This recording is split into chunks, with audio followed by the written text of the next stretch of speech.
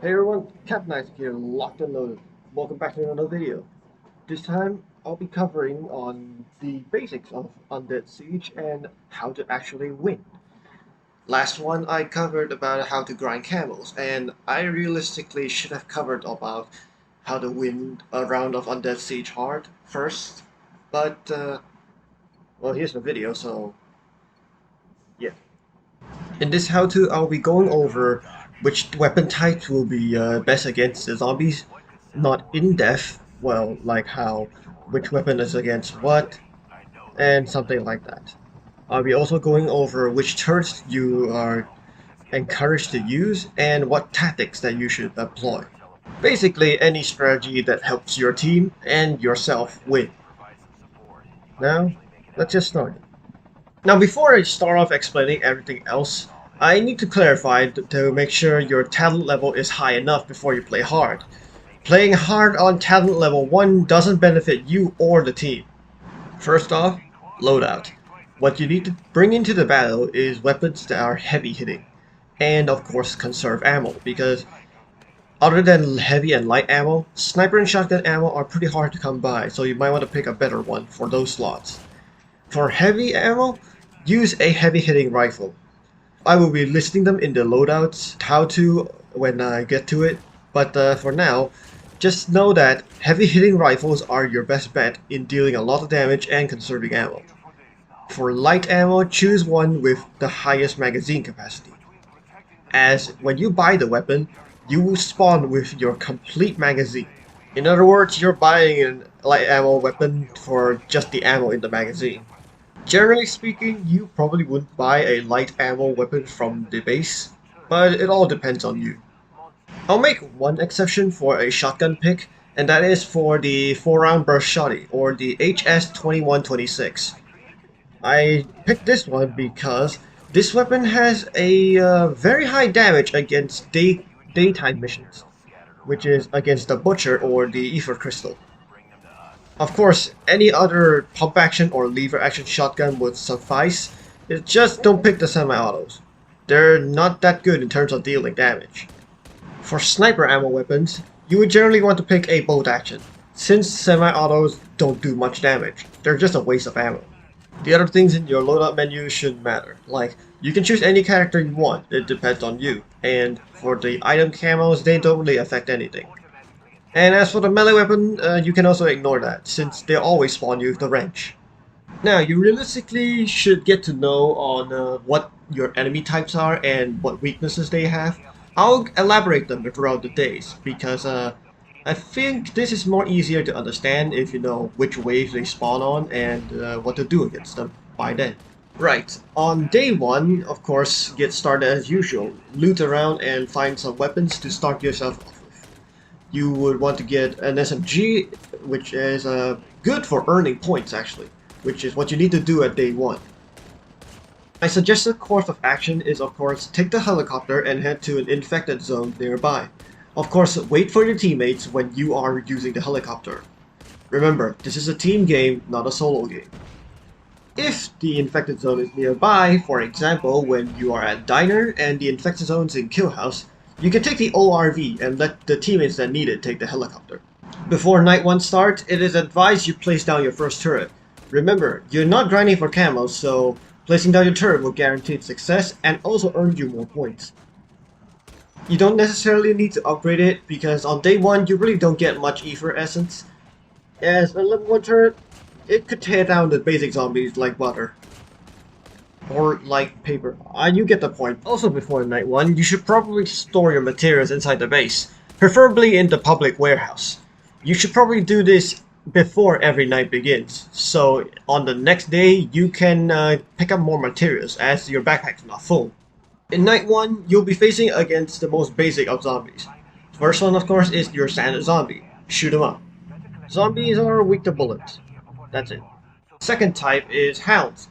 They are substantially weaker than the standard zombies, and also weak to bullets. Also shoot 'em up.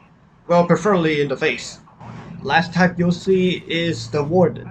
The warden, however, is resistant to bullets, so bullets will just tickle it. You want to melee it to deal as most damage as possible. Their attack patterns, Zombies and hounds would attack players primarily, but wardens would specifically target the base, so do your best to clean them up first, although they won't do much damage in night 1. After clearing night 1, on to day 2. Now day 2, you need to take the helicopter to get the airdrops. If it's a diner, however, you can actually just take the ATV, since it's a crash and it's really close. Again, if you're taking the helicopter, wait for your teammates. Trust me, it will help in the long run. Of course, don't wait until the end of the day, like if they don't get up within like 10 or 5 seconds, you can just leave. At nightfall, remember to upgrade your turrets and place, well, at least 2 of them. On this night, the same few zombie types spawn. The hounds, the zombies, and of course the wardens. But there are 2 new types that you have to worry about. The first one is the Igniter, the zombie that's on fire. This Igniter would target turrets first, but they are brittle as hell, so you can just shoot them up like with 5 or something rounds and they'll be gone. The other zombie type is the Belcher. The Belcher primarily targets players, so you want to shoot it if you don't want to go down.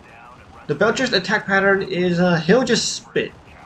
He'll spit an acidic pool on you and you'll take damage the longer you stand in it.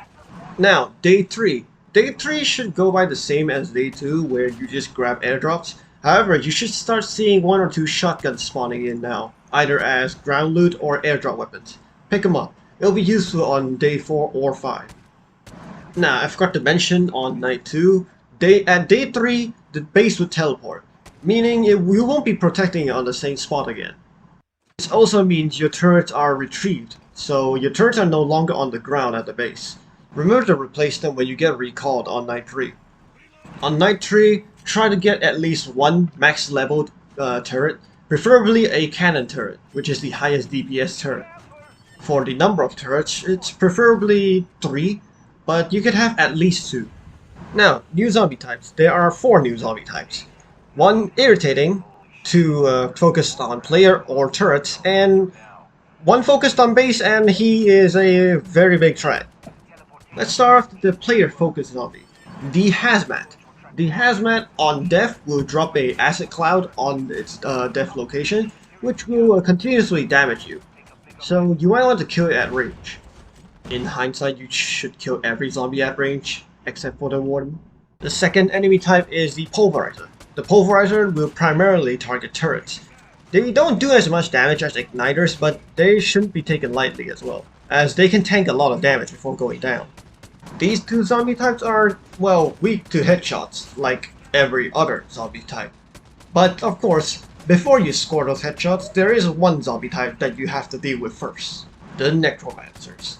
These bastards are the main reason your DPS is not going higher than, well, average or lower than average.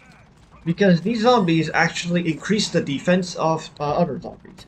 So you do like no damage when these guys are up and enhancing them. Now after a certain update, the Necromancers have now a marker over their heads, so of course target them first. The marker is there for a reason.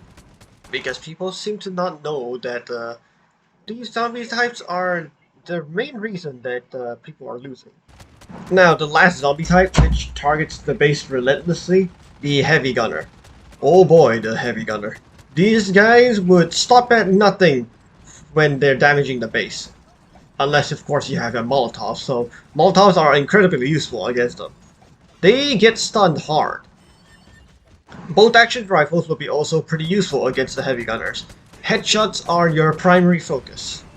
Now after this night, you shouldn't see any more new zombie types, it's just the old ones, but they come in greater quantities and more frequent. So that's what you need to watch out. Now, day 4, first day task. You need to do those first to get like a lot of materials. Grab all your teammates and head towards it. Teammates should also get what it's doing, unless, well, they're griefing and they don't want you to win. The game will randomly pick between 2 day tasks, the Butcher day task or the Crystal day task. For the Butcher day task, any sniper or shotgun will do, as they do tremendous amounts of damage to zombies. For the Crystal mission, however, I have to specifically recommend the HS-2126, the 4-round burst shotty, specifically with birdshot ammo, because it can actually take down the crystal with 2 or 1 magazine. Night 4 should go by like pretty much the same as Night 3, but you probably should upgrade your turrets to get past this night. Also, the base will teleport after this night, so buy what you need from the base first before the night ends. Now, on day 5, the other day task will appear. If you got Butcher on your day 4, then you will get Crystal on day 5, and also vice versa. On night 5, bring everything you got. Place down all your turrets, max them all out, either cannon or missile, if you want max DPS, and prepare to take down any necromancers and heavy gunners you see.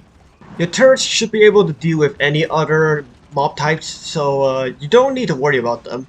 Well, maybe worry about igniters, since the igniters, they will destroy your turrets, and trust me, you don't want your turrets to get destroyed on night 5. If you follow this guide closely enough, you should be able to clear night 5, and congratulations, you have won a round of Undead Siege Hard. Now, by the time this video comes out, I know it's gonna be a bit late, since I think everyone should have their talent level high enough, and they probably should know what they're doing already. But I'm just gonna still post this out there, in case if anyone just starting up and they need to know what to do. And that is all for this how-to. I think I'll be covering loadouts in the next one, if I'm doing it, since I don't think this event is gonna last any more longer. And if the reception is not good enough, I think this event is, well, not staying, so we'll have to see. If you think this guide helped you in your first win on Undead Siege, consider leaving a like and subscribe if you want to see more content like this. But I think that's all I have to share, so yeah, I'll see you on the next video. This is Captain Isaac, over and out.